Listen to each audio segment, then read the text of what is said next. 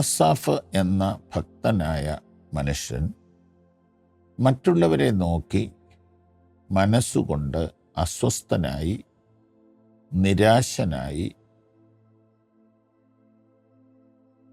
വിശുദ്ധ ജീവിതം, ത്യാഗജീവിതം, ദൈവഭയമുള്ള ജീവിതം അർത്ഥശൂന്യമാണെന്ന് ചിന്തിച്ച് പൊട്ടത്തരത്തിലേക്ക് പോയി.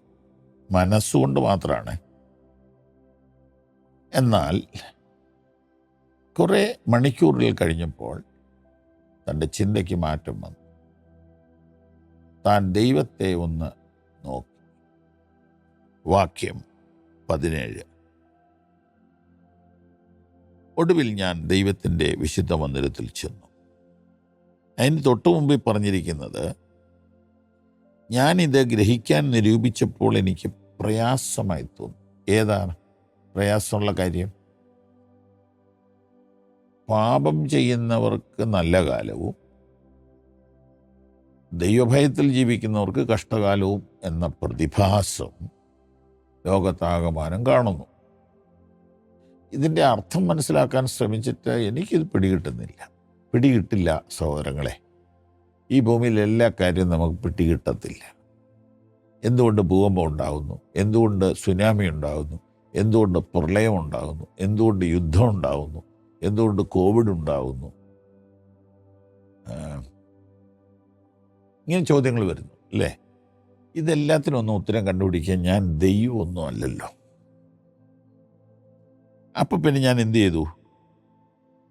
എനിക്കിതെല്ലാം മനസ്സിലാക്കാനുള്ള കഴിവില്ല. അപ്പം ഞാൻ ദൈവസന്നിധി ചെന്നു, ദൈവത്തിൻ്റെ വിശുദ്ധ മന്ദിരത്തിൽ ചെന്നു. അവരുടെ അന്തം എന്താകുമെന്ന് ചിന്തിച്ചു. ആരുടെ? ഈ ദുഷ്ടന്മാരുടെ, അഹങ്കാരികളുടെ, തടിച്ചുരുണ്ടിരിക്കുന്ന ഗുണ്ടകളുടെ, അഹങ്കാരികളുടെ, ഇങ്ങനെയുള്ള മനുഷ്യരുടെയൊക്കെ അന്തം എന്താകും എന്ന് ദൈവത്തോടിങ്ങനെ ചോദിച്ചുകൊണ്ട് പ്രാർത്ഥിച്ചു. അതിൻ്റെ ആവശ്യമില്ല, പക്ഷെ പ്രാർത്ഥിച്ചു. ആവശ്യമില്ലെന്ന് ഞാൻ പറയുന്നതിൻ്റെ കാരണം, ഞാൻ നാളെ അങ്ങ് മരിച്ചാൽ പിന്നെ ഈ വിഷയമൊന്നുമില്ലല്ലോ. അപ്പം എനിക്കൊരു ജീവിതം തന്ന ദൈവത്തിന് ഞാൻ എത്ര നന്ദി പറയണം. അപ്പോൾ അവിടെ ചെന്ന് ദൈവമേ ഇവരുടെയൊക്കെ എന്താകും? ദൈവത്തിന് ഈ മനുഷ്യനോട് കരുണ തോന്നിയിട്ട് അവനെ ഒരു കാര്യം കാണിച്ചു കൊടുത്തു. 18-ാമത്തെ വാക്യം, നിശ്ചയമായും ദൈവമേ നീ അവരെ വഴുവഴുപ്പിൽ നിർത്തുന്നു. എന്ന് പറഞ്ഞാൽ സ്ലിപ്പറി പ്ലേസ്. സംശയമില്ലാത്ത വാക്കാണത്. നിശ്ചയമായും ദൈവഭയമില്ലാതെ അഴിമതി കാണിച്ച്, അഹങ്കാരം കാണിച്ച്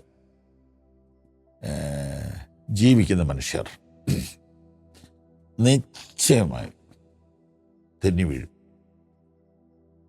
നിശ്ചയമായും നീ അവരെ വഴുവഴുപ്പിൽ നിർത്തിയിരിക്കും.